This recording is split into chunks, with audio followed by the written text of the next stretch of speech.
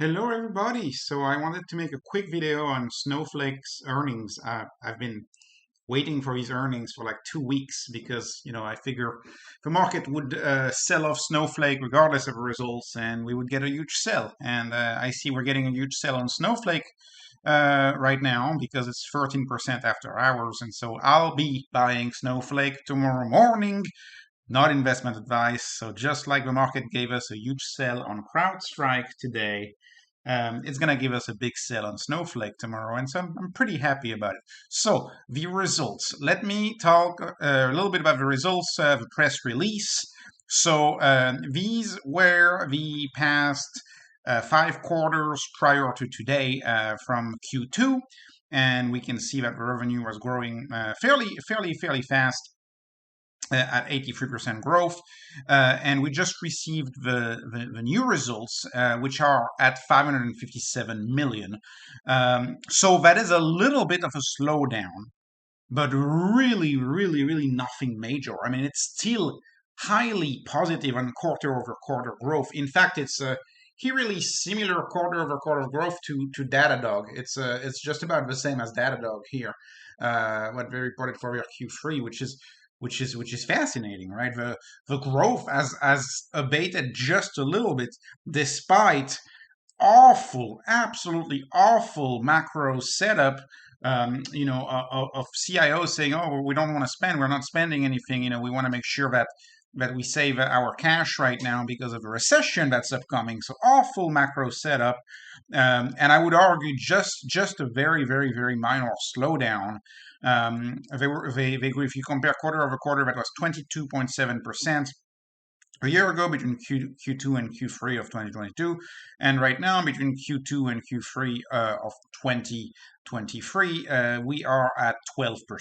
So 12% quarter over quarter. If you annualize that, that's a 57%. So annualized, right? And the slowdown that we're seeing this quarter, I believe they will see an acceleration in the upcoming quarters as IT departments realize that actually the recession is not that bad, and actually the Fed is going to pivot. We also had the Fed meeting today, and we clearly, in my opinion, had dovish signs from the Fed. Right, the rate hikes are going to be lower, and that's going to make for a much better macro environment, which will further supercharge a stock like Snowflake, an hyper growth stock. So again, when you see the media and the news reporting terrible results, these are not terrible results. That's still 57% annualized in the current market. So I'm very happy with Snowflake. The slowdown was much smaller than what most of us anticipated. Remember, the stock is more than halved, right? So the stock is really way down. And when I want to compare this to Palantir, which is another stock that is in a somewhat similar or somewhat related, more at the analysis AI side of the data, but still dealing with data. Another stock I'm invested in, which is Palantir. If you look at Palantir actually at -3% quarter over quarter. That was a -3%. And actually, when you go calculate Snowflake, it's a plus 12%. So I much prefer Snowflake over Palantir right now, especially as they are moving into Palantir's value proposition slowly. They seem to have a much easier time selling and marketing Snowflake, which I love. So let me just move on really quickly, comparing Q2 to Q3, because things really started to get bad in Q3 as far as the macro goes. Really started to get bad. Well, we can see that everything's doing so well, right? So 522 million, that's for products revenue. Don't forget they have a little bit of consulting fees as well. So that's why the revenue was higher in prior slides. Versus last quarter, 466 million. So we're still in hyper growth there, right? We're still in the 12 to 15% growth range quarter over quarter. The net revenue retention rate is, I would argue, still extremely high, still world class. Obviously, a little bit down as there is a slowdown in IT spend, but they will catch up, right? They will catch up.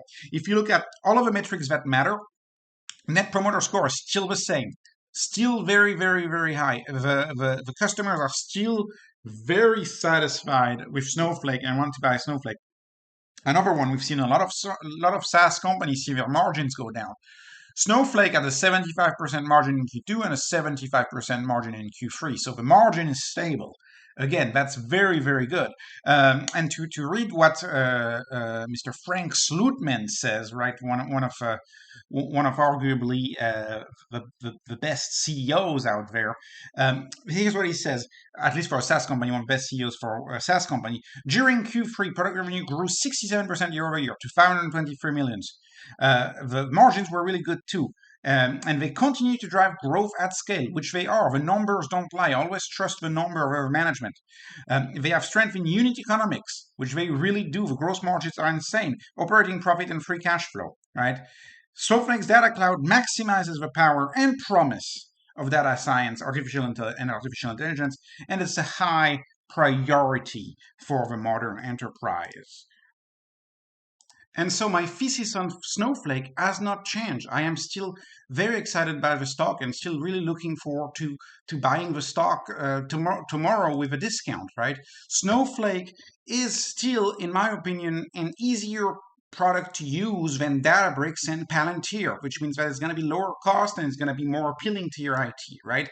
It's still a clearer product with a t-shirt size offering where you know exactly how much you're getting charged. Very easy product to purchase compared to a Palantir or to a Databricks, which is not as clear.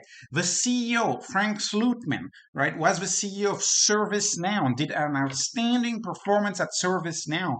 And I really love the CEO. It's the management style of Frank Slootman reminds me of that of top CEOs like Elon Musk. He's a really straightforward CEO. Do not spend too much cost. Do not waste time on meetings. He's actually a very, very, very prolific author of business. If you read his book, Amp It Up, talking about hypergrowth and how to actually lead a firm, really, really interesting CEO. And actually read over Thanksgiving the book Rise of a Data Cloud. And I have to say that my confidence in this company is stronger than ever. So the CEO is still there, still running this company, and that is single-handedly, in my opinion, redefining what growth means. It's still the hyper-growth stock. They have a marketplace that is very unique, marketplace to sell data, right? Selling data to other companies or sharing data easily with other companies. They still have a marketplace which created moats. They still have a marketplace where they can sell data apps, right? Data apps is what Palantir is going after, what Microsoft is introducing slowly. They have a marketplace for that. They have major network effect when it comes to data sharing. And there's a lot of advantages about sharing your data with Snowflake and using the network effects of Snowflake and sharing it over using API. There's a lot of advantages of data sharing. You have actually a lot of businesses that are getting built on Snowflake from scratch. I would argue they have a very, very, very, very strong brand. If you go on Twitter, everybody seems to be talking about their booth at the reInvent AWS conference right now in Las Vegas, and so they have a very strong brand, I would argue, in the data space and in the data community, and they have a low cost positioning. Because if you go with Snowflake, you're going to be cheaper than in-house development and cheaper than the competition, be it Palantir or Databricks, although Palantir makes something a little different. So I still like Snowflake for all of these reasons. The thesis is intact. To me, the slowdown, in my opinion, is mostly explainable because of macro and IT departments not spending right now. They have a wait-and-see approach, but as soon as quantitative easing resumes, or as soon at least as the Fed stops raising rates, these IT professionals will realize that data is the future, and they have no choice but to invest in data. In conclusion, this was not investment advice. I am off to listen to the conference call now, so kind of a quick video today, but the quarter to me looks really, really great. If you can like and subscribe to the video, I really appreciate it. And if you can follow me on Twitter, @BeatWithDenominator, I appreciate it as well. Thank you for watching and have a great day.